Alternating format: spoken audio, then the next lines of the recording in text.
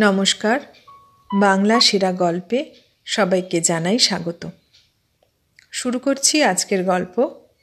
আজ পড়ে শোনাব পরশুরামের লেখা গল্প হনুমানের স্বপ্ন। রাম রাজপদে প্রতিষ্ঠিত হইয়া অপ্রতিহতভাবে রাজ্য শাসন ও অপত্য নির্বিশেষে প্রজা পালন করিতে লাগিলেন। কোশল রাজ্য শান্তির ও স্বাস্থ্যের নিলয় হইল। প্রজার গৃহ ধনধান্যে ভরিয়া উঠিল। তস্কর, বঞ্চক ও পণ্ডিত মূর্খগণ বৃত্তিনাশ হেতু পলায়ন করিল। দেশে আর্তপীড়িত নাই, ধর্মাধিকরণে বাদী প্রতিবাদী নাই, কারাগার জনশূন্য। ভীষজগণ রোগীর অভাবে ভোগীর পরিচর্যায় নিযুক্ত হইলেন। বিচারকগণ পরস্পরের ছিদ্রানুসন্ধানে রত হইয়া অবসর বিনোদন করিতে লাগিলেন।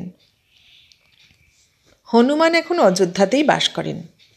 রাম তাহার জন্য এক সুরম্য কদলী কাননে সপ্ততল কাষ্ঠ ভবন নির্মাণ করিয়া দিয়াছেন। মহাবীর তথায় পরম সুখে বাস করিতে লাগিলেন এবং ভক্ত প্রজাবর্গের সমাদরে সর্বাঙ্গীন পরিপুষ্টি লাভ করিলেন। কিন্তু কয়েক মাস পরেই তাহার ভাবান্তর লক্ষিত হইল। অযোধ্যাবাসী উদ্বিগ্ন হইয়া দেখিল পবননন্দন দিন দিন কৃশ হইতেছেন। তাহার ক্লান্তি ম্লান হইতেছে, তাহার আর তেমন স্ফূর্তি নাই। রামের আদেশে রাজবৈদ্যগণ হনুমানের চিকিৎসা করিলেন।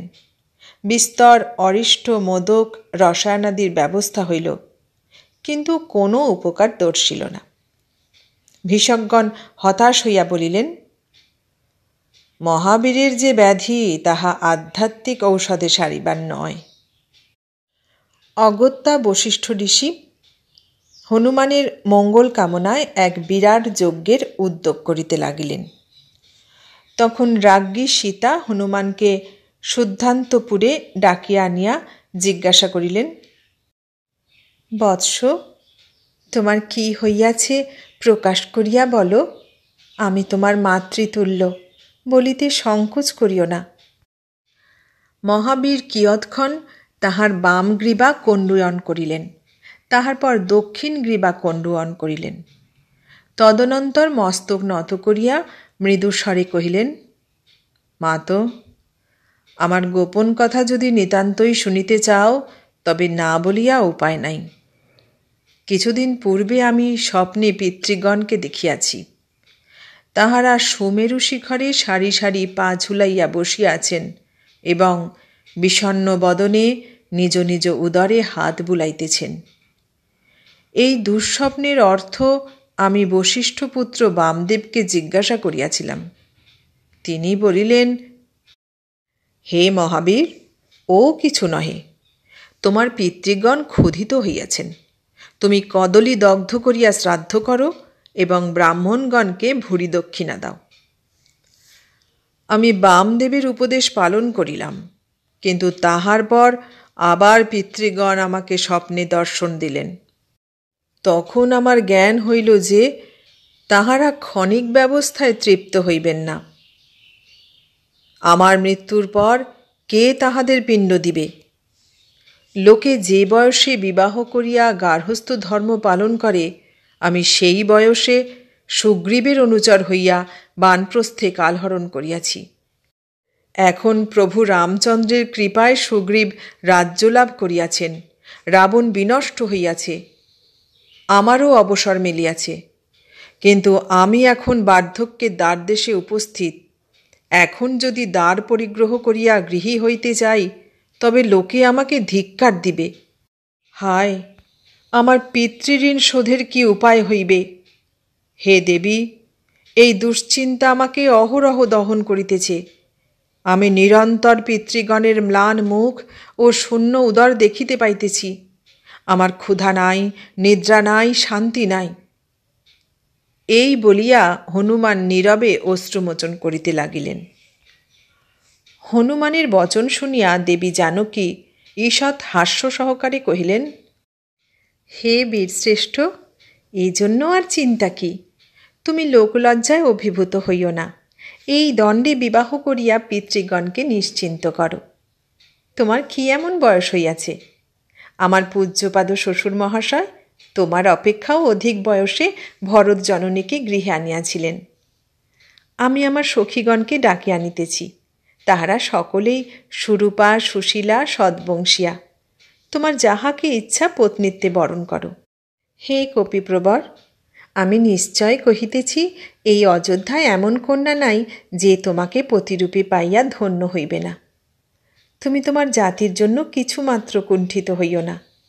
আমি অনুরোধ করিলে মহর্ষি বশিষ্ঠ উপনয়ন সংস্কার দ্বারা তোমাকে ক্ষত্রিয় বানাইয়া দিবেন। অথবা যদি মানবীতে তোমার অভিরুচি না থাকে, তবে কিষ্কিন্ধায় গমন করো এবং একটি পরমা সুন্দরী বানরীর পানে গ্রহণ করিয়া সত্বর অযোধ্যায় ফিরে আইসো। তোমার পত্নীর নাম যাহাই হোক, আমি তাহাকে হনুমতি বলিব এবং এই রাজপুরীর বধূগণ মধ্যে সাদরে গ্রহণ করিব। তখন হনুমান প্রফুল্ল হইয়া কহিলেন, জনক নন্দিনী, তোমার জয় হোক। আমি কৌলিন্য ভঙ্গ করিব না, বানরই বিবাহ করিব এবং শ্রীরামচন্দ্রের অনুমতি লইয়া অদ্যই কিষ্কিন্ধা যাত্রা করিব। হনুমান নানা গিরি, নদী, বনভূমি অতিক্রম করিয়া দণ্ডকারণ্যে উপস্থিত হইলেন। তখন অপরাহ্ন, সূর্যাস্তের বিলম্ব নাই। মহাবীর এক বিশাল শালমলি তরুর শাখায় বসিয়া বিশ্রাম করিতে লাগিলেন এবং চতুর্দিকে চাহিয়া দেখিলেন নিকটে কোথাও রাত্রিবাসের উপযুক্ত আশ্রয় আছে কিনা। সহসা অদূরে একটি সুবৃহৎ পর্ণগৃহ নয়নগোচর হইল। হনুমান বৃক্ষ হইতে নামিয়া সেই গৃহে উপনীত হইয়া দেখিলেন তাহার অভ্যন্তর পরিপাটিরূপে সজ্জিত। ভূমিতে কোমল তৃণরাশির উপর মসৃণ মৃগচর্মের আস্তরণ, এক কোণে স্তূপীকৃত সুপক্ক আম্র, পনস, রম্ভাদি ফল, অন্য কোণে চন্দনকাষ্ঠের মঞ্চের উপর রাজোচিত বসন, উত্তরীয়, উষ্ণিষ প্রভৃতি পরিচ্ছদ এবং বিবিধ প্রসাধন দ্রব্য, প্রাচীর গাত্রে লম্বিত একটি সুরম্য পরিবাদিনী বীণা। হনুমান সমস্ত নাড়িয়াচাড়িয়া দেখিয়া সহর্ষে কহিলেন, অহো, নিশ্চয়ই স্বর্গস্থ পিতৃগণ আমার প্রতি স্নেহবশে এই উপহার সামগ্রী প্রেরণ করিয়াছেন। তাহাদের প্রীতির নিমিত্ত আমি এখনই এই পরিচ্ছদ ধারণ করিব এবং রাত্রিকালে এই উপাদেয় ভোজ্য সকল আহার করিব। এই বলিয়া হনুমান সেই বিচিত্র বসন উত্তরিয়াদি পরিধান করিলেন এবং মস্তকে উষ্ণিষ স্থাপন করিয়া অতিশয় শোভমান হইলেন। তাহার পর শয্যায় উপবেশন করিয়া ভাবিলেন, এখনও বেলা অবসান হয় নাই, ভোজনের বিলম্ব আছে, ততক্ষণে আমি এই বীণা বাজাইয়া দেখি।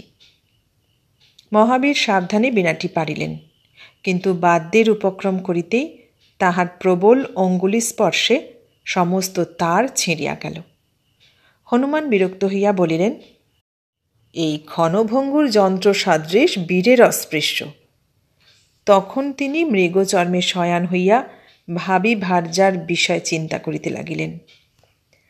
তাহার কান্তা কেমন হইবে, তন্নী না স্থূলা, পিঙ্গলবর্ণা না রক্তকশিপ প্রভা, ধীরা না চপলা, কলকণ্ঠী না কর্কশ নাদিনী। ভাবিতে ভাবিতে সহসা তাহার চিত্তে নির্বেদ উপস্থিত হইল। হনুমান স্বগত কহিতে লাগিলেন, অহবৎ, আমি একই ঘোর কর্মে সমুদ্যত হইয়াছি। আমি সমুদ্র লঙ্ঘন করিয়াছি, লঙ্কা দগ্ধ করিয়াছি, গন্ধমাদন উৎপাটিত করিয়াছি। সাগরে, অম্বরে, পর্বতে, অরণ্যে আমার অজ্ঞাত কিছু নাই। আমি সমরে অভিজ্ঞ, সংকটে ধীর, দেবচরিত্র, কাকচরিত্র আমার নখদর্পণে। কিন্তু স্ত্রী জাতির রহস্য আমি কী বা জানি?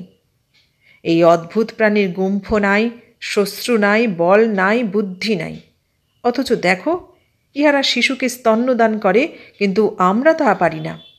ইহারা অকারণে হাস্য করে, ক্রন্দন করে, তুচ্ছ, মুক্তা, প্রবাল ইহাদের প্রিয়। সন্তান পালন ও নিরর্থক বস্তু সংগ্রহই একমাত্র কার্য। ঈদৃশী কোমলাঙ্গী মসৃণ বদনী পরশ্বিনী শিশুপালিনী ভার্যার সহিত আমি কিরূপ ব্যবহার করিব? যদি সে আমার প্রিয় কার্য করে, তবে কি মস্তকে উত্তোলন করিয়া সমাদর করিব? যদি অবাধ্য হয়, তবে কি চপেটাঘাতে বিনীত করিব? বানর ধর্মশাস্ত্রে এবং বিধ শাসনের বিধান আছে বটে, কিন্তু মানবশাস্ত্র কি বলে? হনুমান এরূপ চিন্তা করিতেছেন, এমন সময় সেই পর্ণগৃহের দ্বার দেশে এক সুদর্শন যুবা পুরুষের আবির্ভাব হইল। তাহার বেশভূষা বহুমূল্য, স্কন্ধ হইতে সরাসন লম্বিত, পৃষ্ঠে তুনির, এক হস্তে বাণবিদ্ধ 10টি তিত্তির পক্ষী, অন্য হস্তে একটি সদ্য আহৃত বৃহৎ মধুচক্র। আগন্তুক হনুমানকে দেখিয়া ক্রোধে ক্ষিপ্ত হইয়া বলিলেন, ওরে বানরাধম, তুই কোন সাহসে আমার রাজবেশ আত্মসাৎ করিয়া আমার শয্যায় শুইয়া আছিস? দাঁড়া, এখনই তোকে জমালয়ে পাঠাইতেছি। হনুমান কহিলেন, ওহে বীর পুঙ্গব, তিষ্ঠ তিষ্ঠ। হঠকারিতা মূর্খের লক্ষণ। ধীর ব্যক্তি অগ্রপশ্চাৎ বিবেচনা করিয়া কার্য করেন। আমি রামদাস হনুমান, লোকে আমাকে মহাবীর বলে। ইহার অধিক পরিচয় অনাবশ্যক। তখন আগন্তুক সসম্ভ্রমে ললাটে যুক্তকর স্পর্শ করিয়া কহিলেন, অহো, আজ আমার কি সৌভাগ্য যে শ্রী হনুমানের দর্শন লাভ করিলাম। মহাবীর, তুমি অজ্ঞানকৃত অপরাধ ক্ষমা করো। আমি তুম্বদেশের অধিপতি, নাম চঞ্চরিক। তোমার যোগ্য সৎকার করি এমন আয়োজন আমার এই অরণ্য কুটিরে নাই। যদি কোনো দিন আমার রাজপুরীতে পদরেণু দাও, তবেই আমার তৃপ্তি হইবে। হে অঞ্জনানন্দন, তুমি ওই রমণীয় পরিচ্ছদ উষ্ণীষাদি খুলিয়া ফেলিতেছ কেন? উহাতে তোমাকে সাক্ষাৎ কন্দর্পের ন্যায় দেখাইতেছে। আমি এই রজতময় দর্পণ ধরিতেছি, একবার অবলোকন করো। তুমি অনুমতি দাও, আমি এই সুস্বাদু তিত্তির মাংস অগ্নিপক্ক করিয়া দিতেছি। তুমি বুঝি নিরামিষাসী? তবে ওই আম্রপনস রম্ভাদি দ্বারা খুন নিবৃত্তি করো। হে মারুতি, তুমি বিমুখ হইও না, একবার মুখ বেদান করো। আমি এই মধুচক্র তোমার বদনে নিংড়াইয়া দিই। তুমি বোধহয় সঙ্গীত চর্চা করিতেছিলে, তাই আমার বীণাটির এমন দশা হইয়াছে। হে মহাবীর, তুমি বুঝি কার মুখ ভাবিয়া উহাতে টঙ্কার দিয়াছিলে? হনুমান কহিলেন, চঞ্চরিক, তোমার অভ্যর্থনায় আমি প্রীত হইয়াছি, কিন্তু তুমি অধিক বাচালতা করিও না। আমার এই বজ্রমুষ্টি দেখিয়া রাখো, ইহা হঠাৎ ধাবিত হয়। এই পরিচ্ছদে আমি অস্বস্তি বোধ করিতেছি, তুমিই ইহা পরিধান করিও। আমার আহারের জন্য ব্যস্ত হইও না, যথাকালে তাহা হইবে। তোমার বিনা কোনো কর্মের নয়, দুঃখ করিও না, আমি উহাতে শনের রজ্জু লাগাইয়া দিব। কিন্তু জিজ্ঞাসা করি, কি জন্য বিজন অরণ্যে এই কুটির নির্মাণ করিয়াছ? যদি নরপতি হও, তবে তোমার গজ বাজি অনুযাত্র সৈন্যদল দেখিতেছি না কেন? তোমার রথ সারথি কোথায়? বিদূষকই বা কোথায়? চঞ্চরিক কহিলেন, হে বানরার্ষভ, আমি মনের দুঃখে একাকী অরণ্যবাস করিতেছি। এখন আমিই আমার রক্ষী, আমিই সারথি, আমিই বিদূষক। আমার কাহিনী অতি করুণ, শ্রবণ করো। আমার মহিষী পরম রূপবতী এবং অশেষ গুণশালিনী, কিন্তু তাহাকে ঠিক পতিব্রতা বলিতে পারি না। একদা আমি তাহার এক সুন্দরী সখীর সহিত কিঞ্চিৎ রসচর্চা করিতেছিলাম। দূরদৃষ্টক্রমে তিনি তাহা দেখিয়া ফেলেন। এই তুচ্ছ কারণে তিনি বাক্যালাপ বন্ধ করিয়া ক্রোধাগারে বসতি করিয়াছেন। আমিও তাহাকে জব্দ করিবার মানসে এই অরণ্যে বাস করিতেছি এবং পশুপক্ষী মারিয়া বিরহ যন্ত্রণা লাঘব করিতেছি। হে পবন নন্দন, এখন আমার দৃঢ় ধারণা হইয়াছে যে একা ভার্যা অশেষ অনর্থের মূল। শাস্ত্র যথার্থই বলিয়াছেন, অল্পে সুখ নাই, ভূমাতেই সুখ। শুনিয়াছি এই অরণ্যে মহাতপা লোমশ মুনি বাস করেন। নারী জাতিকে বশে রাখিবার উপায় তিনি সম্যক অবগত আছেন, কারণ তাহার 100 পত্নী। আমি স্থির করিয়াছি তাহাকে গুরুত্বে বরণ করিব।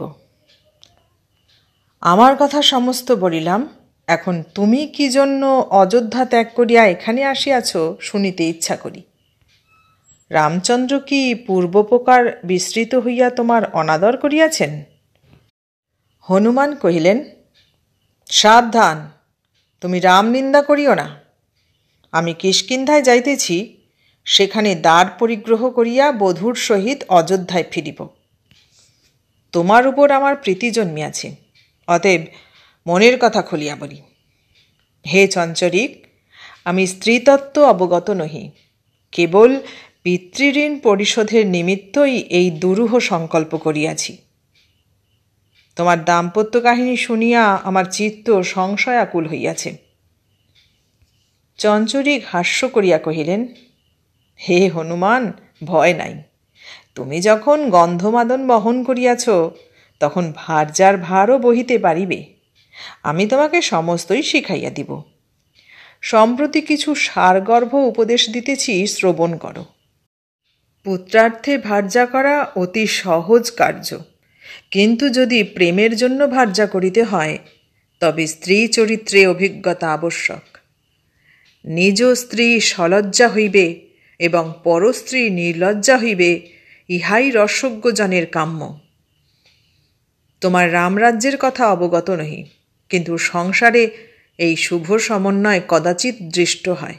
অতএব হনুমান কহিলেন, ওহে চঞ্চরিক, তুমি ক্ষান্ত হও।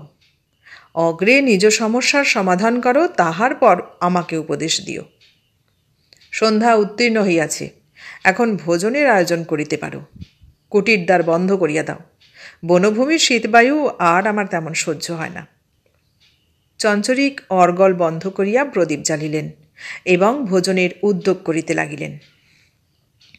সহসা দ্বারে করাঘাত করিয়া কে বলিল, ভো গৃহস্থ, অর্গল মোচন করো, আমি শীতার্ত ক্ষুধার্ত অতিথি। চঞ্চরিক দ্বার উদ্ঘাটন করিলে এক শীর্ণকায় তপস্বী গৃহে প্রবেশ করিলেন। তাহার মস্তক জটামণ্ডিত, শ্বশ্রু আজানুলম্বিত, দেহ লোলে সমাকীর্ণ। চঞ্চরিক প্রণাম করিয়া কহিলেন, তপোধন, আপনাকে দেখিয়াই চিনিয়াছি যে আপনি স্বনামধন্য লোমশ ঋষি। আপনার দর্শন লাভের জন্য আমরা ব্যগ্র হইয়াছিলাম।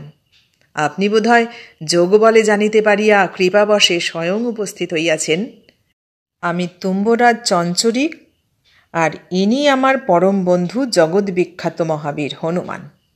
এই কপিপ্রবর দ্বার পরিগ্রহের নিমিত্ত কিষ্কিন্ধায় যাইতেছেন, কিন্তু সহসা ইহার চিত্ত সংশয়াকুল হইয়াছে। আমার অবস্থাও ভালো নয়। আমার একটি ভার্যা আছেন বটে, কিন্তু আমি বৈচিত্র্যের পিপাসু। ভূমার আস্বাদ লইতে আমার অত্যন্ত বাসনা হইয়াছে। হে ঋষিশ্রেষ্ঠ, শুনিয়াছি দাম্পত্য তত্ত্বে আপনার জ্ঞানের পরিসীমা নাই। আপনার জন্য এই পক্ষী মাংস শল্যপক্ষ করিয়া দিতেছি, আপনি ততক্ষণ কিঞ্চিৎ সৎ পরামর্শ দিন। ইত্যবসরে মহর্ষি লোমশ একটি অতিকায় পনস ক্রোড়ে তুলিয়া লইয়া তাহার সুপক্ক কোষ সকল ক্ষিপ্রহস্তে বদনে নিক্ষেপ করিতেছিলেন। এখন ভোজন সমাপ্ত করিয়া কহিলেন, পবননন্দন, চিরজীবী হও। তুম্বরাজ, তোমার জয় হোক। এখন আমি কিঞ্চিৎ সুস্থ বোধ করিতেছি। অষ্টাহকাল আমার আহার নিদ্রা নাই। আমি গৃহচ্যুত, কৌপিন মাত্র আমার সম্বল। সরাসনে ঝটিতি জ্যা রোপণ করিয়া চঞ্চরিক কহিলেন, প্রভো, কোন দুরাচার রাক্ষস আপনার আশ্রম লুণ্ঠন করিয়াছে? অনুমতি দিন, এই দণ্ডে তাহাকে বধ করিব। আহা, আপনার সকল পত্নী কি অপহৃতা হইয়াছেন? মহাবীর, অবাক হইয়া ভাবিতেছ কি? গাত্রোত্থান করো, আবার তোমাকে সাগর লঙ্ঘন করিতে হইবে। বিভীষণকে ছাড়িয়া দিয়া ভালো করো নাই। লোমশ কহিলেন, তোমরা ব্যস্ত হইও না, আমার ইতিহাস শ্রবণ করো। পূর্বে এই দক্ষিণাপথে ১২ বর্ষব্যাপী অনাবৃষ্টি হইয়াছিল। তাহার প্রতিকার কল্পে শতজন নরপতি আমার শরণাপন্ন হন। তাহাদের রাজ্যের হিতার্থে আমি এক বিরাট যজ্ঞের অনুষ্ঠান দ্বারা সুবৃষ্টি আনয়ন করি। কৃতজ্ঞ নরপতিগণ দক্ষিণাস্বরূপ তাহাদের শতকন্যা আমাকে সম্প্রদান করেন এবং ভরণ পোষণের যথোচিত ব্যবস্থাও করেন। আমি এই রাজনন্দিনীগণের বাসের নিমিত্ত আমার তপবনে 100 গৃহ নির্মাণ করিয়া দিয়াছি। চঞ্চরিক জিজ্ঞাসিলেন, মণিবর, আপনার তপবনে ক্রোধাগার আছে তো? লোমশ কহিলেন, প্রত্যেক গৃহই ক্রোধাগার। হতভাগিনীগণ নিরন্তর কলহ করে, তাহাদের গৃহকর্ম নাই, পতি সেবা নাই, ব্রত পূজা নাই। আমি আদর করিয়া তাহাদের প্রথমা, দ্বিতীয়া ইত্যাদি ক্রমে নবনবতিতমা, শততমা পর্যন্ত নাম রাখিয়াছি। কিন্তু তাহারা পরস্পরকে মশিকা, চর্মচটিকা, পেচকি, ছুছুন্দরী প্রভৃতি ইতর নামে সম্বোধন করে এবং আমাকে ভল্লুক বলে। আমি উত্ত্যক্ত হইয়া পলায়ন করিয়াছি। এখন সেই ব্যাপিকাগণ যত ইচ্ছা কলহ করুক। হে রাজন, তুমি কি ভূমার আস্বাদ চাও? তবে আমার আশ্রমে যাও। শ্রী হনুমানও তথায় পত্নী নির্বাচন করিতে পারিবেন। আমি আর সেখানে ফিরিতেছি না। এখন এই বৃদ্ধ বয়সে আমি শান্তি চাই এবং আর একটি বিবাহ করিয়া এক পত্নীর যে সুখ, তাহাই উপলব্ধি করিতে চাই। লোমশ মুনির বচন শুনিয়া হনুমান কিয়ৎক্ষণ হতভম্ব হইয়া রহিলেন। তাহার পর প্রকৃতিস্থ হইয়া কহিলেন, হে তপোধন, প্রণিপাত করি। হে চঞ্চরিক, তোমার মনস্কামনা পূর্ণ হোক। এখন বিদায় দাও, আমি সুগ্রীবের নিকট চলিলাম। চঞ্চরিক ব্যস্ত হইয়া কহিলেন, সে কি, এই গভীর রজনীতে অরণ্যপথে কোথায় যাইবে? অন্তত প্রভাত পর্যন্ত এখানে বিশ্রাম করো। হনুমান কর্ণপাত করিলেন না। কিষ্কিন্ধার এক সুরম্য উপবনে নল, নীর, গয়, গবাক্ষ প্রভৃতি মিত্রগণের সহিত বসিয়া বানররাজ সুগ্রীব নারিকেল ভক্ষণ করিতেছিলেন। এমন সময় হনুমান আসিয়া তাহাকে অভিবাদন করিল। সুগ্রীব রাজোচিত গাম্ভীর্য সহকারে কহিলেন, মহাবীর, কি মনে করিয়া? আমি এখন রাজকার্যে ব্যস্ত আছি, অবসর নাই। অন্যকালে তোমার বক্তব্য শুনিব। হনুমান কহিলেন, হে বানরাধীপ, আমি এক বিশেষ প্রয়োজনে তোমার সাহায্য প্রার্থী হইয়া আসিয়াছি। সুগ্রীব কহিলেন, কিষ্কিন্ধায় তোমার সুবিধা হইবে না। তোমার অরণ্য সম্পত্তি যাহা ছিল সমস্তই অঙ্গদ বাবাজি দখল করিয়াছেন। ফিরিয়া পাইবার আশা নাই। আমারও এখন অত্যন্ত অভাব চলিতেছে। তোমাকে কিছু দিতে পারিব না। অযোধ্যা ছাড়িলে কেন? ফিরিয়া গিয়া তোমার প্রভু রামচন্দ্রকে নিজ প্রার্থনা জানাও, তিনি অবশ্যই একটা বিহিত করিবেন। রাঘব তো মন্দ লোক নহেন। হনুমান কহিলেন, ওহে সুগ্রীব, তোমার চিন্তা নাই। আমি পূর্ব সম্পত্তি চাহি না, তোমার রাজ্যের ভাগও চাহি না। প্রভু রামচন্দ্রের কৃপায় আমার কোনো অভাব নাই। আমি বিবাহ করিবার জন্য এখানে আসিয়াছি, কিন্তু এই অনভ্যস্ত ব্যাপারে আমি সংশয়ান্বিত হইয়াছি। তুমি সৎপরামর্শ দাও। সুগ্রীব তখন প্রীত হইয়া কহিলেন, হে সুহৃদবর, তোমার সংকল্প অতিশয় সাধু। এতক্ষণ বাজে কথা বলিতেছিলে কেন? ওই সুকোমল বৃক্ষ শাখায় উপবেশন করো, কিঞ্চিত নারিকেলোদক পান করিয়া স্নিগ্ধ হও। হে ভ্রাত, আমি সর্বদাই তোমার হিতকামনা করিয়া থাকি। কেবলই ভাবি, আহা, আমাদের হনুমান এখনও সংসারী হইল না। তুমি বিবাহের জন্য কিছুমাত্র চিন্তা করিও না, উহা অতি সহজ কর্ম।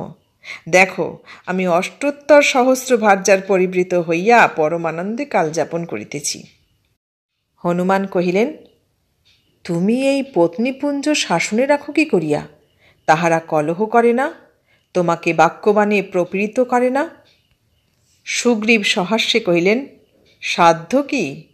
আমি কদলী বলকল দ্বারা তাহাদের ওষ্ঠাধর বাঁধিয়া রাখি, কেবল প্রেমালাপকালে খুলিয়া দিই। যাহা হোক, তোমার ভয় নাই। আপাতত তুমি একটিমাত্র পত্নী গ্রহণ করো, পরে ক্রমে ক্রমে সংখ্যা বৃদ্ধি করিও। আমি বলি কি, তুমি অন্যত্র চেষ্টা না করিয়া শ্রীমতী তারাকে বিবাহ করো। আমার আর তাহাকে প্রয়োজন নাই। তিনি প্রবীণা এবং পতি সেবায় পরিপক্কা। তাহাকে লাভ করিয়া তুমি নিশ্চয় সুখী হইবে।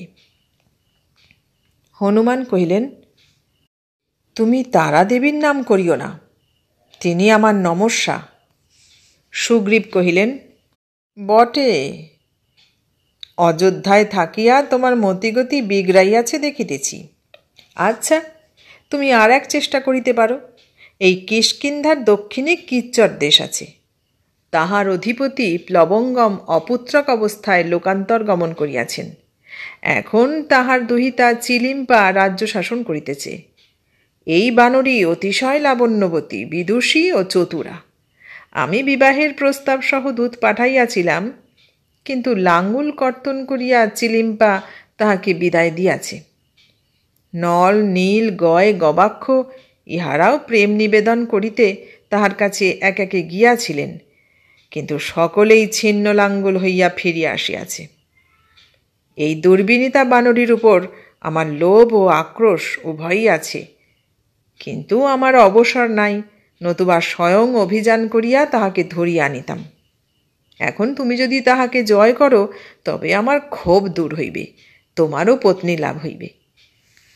হনুমান কিয়ৎক্ষণ চিন্তা করিয়া কহিলেন, তাহাই হোক, আমি এখনই কিচ্চর দেশে যাত্রা করিতেছি। হনুমান কিচ্চট রাজ্যে উপস্থিত হইলেন। তাহার বিশাল বপু দেখিয়া প্রজাগণ সভয়ে পথ ছাড়িয়া দিল এবং চিলিম্পাকে সংবাদ দিল, হে রাজনন্দিনী, আর রক্ষা নাই। এক পর্বতাকার বীর বানর তোমার রাজ্য আক্রমণ করিয়াছে। চিলিম্পা কহিলেন, ভয় নাই, অমন অনেক বীর দেখিয়াছি, তাহাকে ডাকিয়া আনো। হনুমান এক মনোরম কুঞ্জবনে আনিত হইলেন। চিলিম্পা তথায় সখীগণ পরিবৃতা হইয়া বসিয়াছেন। তাহার কর্ণে রক্তপ্রবাল, কণ্ঠে করপদমালা, হস্তে লীলাকদলী। হনুমান মুগ্ধ হইয়া ভাবিতে লাগিলেন, অহো, সুগ্রীব যথার্থই বলিয়াছেন। এই তরুণী বানরী পরমা সুন্দরী। ইহাকে দেখিবা মাত্র আমার চিত্ত চঞ্চল হইয়া উঠিল, সংশয় দূর হইল। ইহাকে যদি লাভ করিতে না পারি, তবে জীবনই বৃথা। ঈষৎ হাস্যে কুন্দদন্ত বিকশিত করিয়া চিলিম্পা কহিলেন, হে বীরবর, তুমি কি হেতু বিনা অনুমতিতে আমার রাজ্যে প্রবেশ করিয়াছ? তুমি কে, কোথা হইতে আসিয়াছ, কি চাও, সমস্ত প্রকাশ করিয়া বলো, আমি তোমাকে অভয় দিলাম। হনুমান উত্তর দিলেন, হে প্লবঙ্গম নন্দিনী, আমি রামদাস হনুমান অযোধ্যা হইতে আসিয়াছি। তোমার পানি গ্রহণ করিয়া আবার অযোধ্যায় ফিরিতে চাই। আমিও তোমাকে অভয় দিতেছি। হনুমানের বাক্য শুনিয়া সখীগণ কিলকিলা রবে হাসিয়া উঠিল। চিলিম্পা কহিলেন, হনুমান, তোমার ধৃষ্টতা তো কম নয়। তোমার কি এমন গুণ আছে, যাহার জন্য আমার পাণিপ্রার্থী হইতে সাহসী হইয়াছ? হনুমান কহিলেন, আমি সেই রামচন্দ্রের সেবক, যিনি পিতৃসত্য পালনের জন্য বনে যান, যিনি রাবণকে সবংশে নিধন করিয়াছেন, যিনি দুর্বাদলশ্যাম পদ্ম পলাশলোচন, যিনি সর্বগুণান্বিত লোকোত্তর চরিত। চিলিম্পা কহিলেন, হে রামদাস, তুমি কি রামচন্দ্রের সম্বন্ধ করিতে আসিয়াছ? হনুমান জিহ্বা দংশন করিয়া কহিলেন, আমার প্রভু একদারনিষ্ঠ। জনকতনয়া সীতা তাহার ভার্যা। তিনি মূর্তিমতী কমলা, যাহার তুলনা ত্রিজগতে নাই। আমি নিজের জন্যই তোমার কাছে আসিয়াছি। চিলিম্পা কহিলেন, তবে নিজের কথাই বলো। হনুমান কহিলেন, নিজের কীর্তি নিজে বলা ধর্মবিরুদ্ধ, কিন্তু পণ্ডিতগণের মুখে শুনিয়াছি, শত্রু ও প্রিয়ার নিকট আত্মগৌরব কথনে দোষ নাই। অতএব বলিতেছি, শ্রবণ করো। আমি সাগর লঙ্ঘন করিয়াছি, গন্ধমাদন উৎপাটিত করিয়াছি, ভগবান ভানুকে কক্ষপুটে রুদ্ধ করিয়াছি। এই দেখো স্ফোটকের চিহ্ন। আমি 100 লক্ষ রাক্ষস বধ করিয়াছি। রাবণের মস্তকে চপেটাঘাত করিয়াছি, তাহার রথচূড়া চর্বণ করিয়াছি। এই দেখো, একটি দন্ত ভাঙিয়া গিয়াছে। চিলিম্পা কহিলেন, হে মহাবীর, তোমার বচন শুনিয়া আমার পরম প্রীতি জন্মিয়াছে। কিন্তু স্ত্রী জাতি কেবল বীরত্ব চাহে না। তোমার কান্তগুণ কি কি আছে? তুমি নৃত্যগীত জানো? কাব্য রচিতে পারো? হনুমান কহিলেন, চিলিম্পে, রাবণ বধের পর আমি অধীর হইয়া একবার নৃত্যগীতের উপক্রম করিয়াছিলাম, কিন্তু নল নীল প্রভৃতি বানরগণ আমাকে উপহাস করে, তাহাতে আমি নিরস্ত হই। সুমিত্রানন্দন তখন আমাকে বলেন, মারুতি, তুমি ক্ষুব্ধ হইও না। তুমি যাহা করো তাহাই নৃত্য, যাহা বলো তাহাই গীত, যাহা না বলো তাহাই কাব্য। ইতরজনের বুঝিবার শক্তি নাই। চিলিম্পা তাহার করধৃত কদলীগুচ্ছ লীলা সহকারে দংশন করিতে করিতে কহিলেন, হে পবননন্দন, তুমি প্রেমতত্ত্বের কতদূর জানো? তুমি কোন জাতীয় নায়ক? ধীরোদাত্ত, ধীরোদ্ধত, প্রশান্ত না ললিত? তুমি কি করিয়া আমার মনোরঞ্জন করিবে? কি করিয়া আমার মানভঞ্জন করিবে? আমি যদি গজমুক্তার হার কামনা করি, তবে তুমি কোথায় পাইবে? যদি রাগ করিয়া আহার না করি, তবে কি করিবে? হনুমান ভাবিলেন, এই বিদগ্ধা বানরী এইবার আমাকে সংকটে ফেলিল। ইহার প্রশ্নের কি উত্তর দিব? যাহা হোক, আমি অপ্রতিভ হইব না। হে সুন্দরী, তোমাকে দেখিয়া আমার চিত্তচঞ্চল হইয়াছে। প্রেমতত্ত্বের ইহাই আমার প্রথম জ্ঞান। তুমি চিন্তা করিও না। কিষ্কিন্ধাপতি সুগ্রীব আমার অগ্রজতুল্য, তিনি আমাকে সমস্ত শিখাইয়া দিবেন। তুম্বরাজ চঞ্চরিক আমার বন্ধু, তিনিও আমাকে জ্ঞান দান করিবেন। তুমি যদি মুক্তাহার কামনা করো, তবে জানকীর নিকট চাহিয়া লইব। যদি আহার না করো, তবে এই লৌহ কঠোর অঙ্গুলি দ্বারা তোমাকে খাওয়াইব। হে প্রিয়ে, আর বিলম্ব করিও না, আমার সহিত চলো। সীতা তোমার হনুমতি নাম দিয়াছেন। তিনি তোমাকে বরণ করিবার জন্য অযোধ্যায় প্রতীক্ষা করিতেছেন। চিলিম্পা তখন হনুমানের চিবুকে তর্জনীর মৃদু মৃদু আঘাত করিয়া মধুর স্বরে কহিলেন, ওরে বর্বর, ওরে অবোধ, ওরে বৃদ্ধ বালক, তুমি প্রেমের কিছুই জানো না। যাও, কিষ্কিন্ধায় গিয়া সুগ্রীবকে পাঠাইয়া দাও। হনুমান আকুল হইয়া কহিলেন, ওই নিষ্ঠুরে, আমাকে আশা দিয়া নিরাশ করিতেছ কেন? আমি তোমাকে কিছুতেই ছাড়িব না। এই বলিয়া তিনি চিলিম্পাকে ধরিবার জন্য বাহু প্রসারিত করিলেন। চিলিম্পা করতালি দিয়া বিকট হাস্য করিলেন। সহসা বনান্তরাল হইতে কালান্তক যমের ন্যায় দুই মহাকায় নরকপি নিঃশব্দে আসিয়া হনুমানকে অতর্কিতে পাশবদ্ধ করিল। চিলিম্পা কহিলেন, হে অরঙ্গ অটঙ্গ, এই মর্কটের বড় স্পর্ধা হইয়াছে। দ্বাদশাঙ্গুল পরিমাণ ছাঁটিয়া দিয়া ইহাকে বিতাড়িত করো। তখন প্রত্যুৎপন্নমতি হনুমান প্রভঞ্জনকে স্মরণ করিলেন। নিমেষে তাহার দেহ হিমাদ্রিতুল্য হইল, পাশ শতচ্ছিন্ন হইল। প্রচণ্ড পদাঘাতে নরকপিদ্বয় সাগর গর্ভে নিক্ষিপ্ত হইল। স্বর্গ, মর্ত, পাতাল প্রকম্পিত করিয়া মহাবীর উপ উপ রবে 3 বার সিংহনাদ করিলেন। তাহার পর চিলিম্পার কেশ গ্রহণপূর্বক জয় রাম বলিয়া ঊর্ধ্বে লম্ফ দিলেন।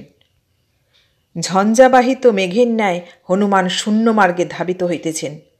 আকাশবিহারী সিন্ধ গন্ধর্ব বিদ্যাধরগণ বলিতে লাগিল, হে পবনাত্মজ, এতদিনে তোমার কৌমার দশা ঘুচিল, আশীর্বাদ করি সুখী হও। দিগ্বধূগণ ছুটিয়া আসিয়া বলিল, হে অঞ্জনানন্দন, মুহূর্তের তরে গতি সংবরণ করো, আমরা নববধূর মুখ দেখিব। হনুমান হুঙ্কার করিলেন। গগনচারীগণ ভয়ে মেঘান্তরালে পলায়ন করিল। দিগ্বধূগণ দিগ্বিদিকে বিলীন হইল। চিলিম্পা কাতর কণ্ঠে কহিলেন, হে মহাবীর, আমার কেশ ছাড়িয়া দাও, বড়ই লাগিতেছে। বরং আমাকে পৃষ্ঠে লও, নতুবা বক্ষে ধারণ করো। হনুমান বলিলেন, চোপ।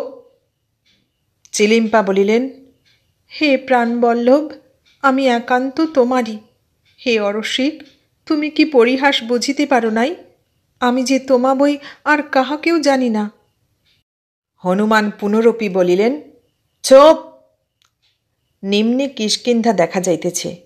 সুগ্রীব স্বল্পতোয়া তুঙ্গভদ্রার গর্ভে অষ্টাধিক সহস্র পত্নীসহ জলকেলি করিতেছেন। হনুমান মুষ্টি উন্মুক্ত করিলেন। অব্যর্থ লক্ষ্য। বানরী ঘুরিতে ঘুরিতে সুগ্রীবের স্কন্ধে নিপতিত হইল। ভার মুক্ত হইয়া হনুমান দ্বিগুণ বেগে ধাবিত হইলেন। পঞ্চবটী, জনস্থান, চিত্রকূট, শৃঙ্গবের, প্রয়াগ, অবশেষে অযোধ্যা। সীতা সবিষয়ে বলিলেন, এ কি বৎস, সংবাদ দাও নাই কেন? আমি নগরী সুসজ্জিত করিতাম, বাদ্যভাণ্ড প্রস্তুত রাখিতাম। হনুমতি কই? হনুমান অবনত মস্তকে বলিলেন, মাতো, হনুমতিকে পাই নাই। আমি এক সামান্যা বানরী হরণ করিয়া সুগ্রীবকে দান করিয়াছি। হে দেবী, বিধাতা আমার এই বিশাল বক্ষে যে ক্ষুদ্র হৃদয় দিয়াছেন, তাহা তুমি ও রামচন্দ্র পরিপূর্ণ করিয়া বিরাজ করিতেছ। দারাপুত্রের স্থান নাই। সীতা বলিলেন, বৎস, পিতৃঋণ শোধের কি করিলে? হনুমান মস্তকে করাঘাত করিয়া বলিলেন, অহ পাষণ্ড, আমি সে কথা ভুলিয়াই গিয়াছিলাম। জননী, তুমি এই বর দাও যেন অমর হইয়া চিরকাল পিতৃগণের পিণ্ডোদক বিধান করিতে পারি। সীতা বলিলেন, বৎস, তাহাই হোক। তখন হনুমান পরিতুষ্ট হইয়া বিশাল বক্ষ প্রসারিত করিয়া ভুজোদ্দয় ঊর্ধ্বে তুলিয়া বজ্র নির্ঘোষে বলিলেন, জয় সীতারাম। এতক্ষণ শুনলেন পরশুরামের লেখা গল্প হনুমানের স্বপ্ন। কেমন লাগলো গল্পটা? ভালো লাগলে লাইক, কমেন্ট, শেয়ার করবেন। আর নতুন বন্ধু হলে সাবস্ক্রাইব করার অনুরোধ রইল। সবাইকে অনেক ধন্যবাদ জানিয়ে আজ এখানেই শেষ করলাম।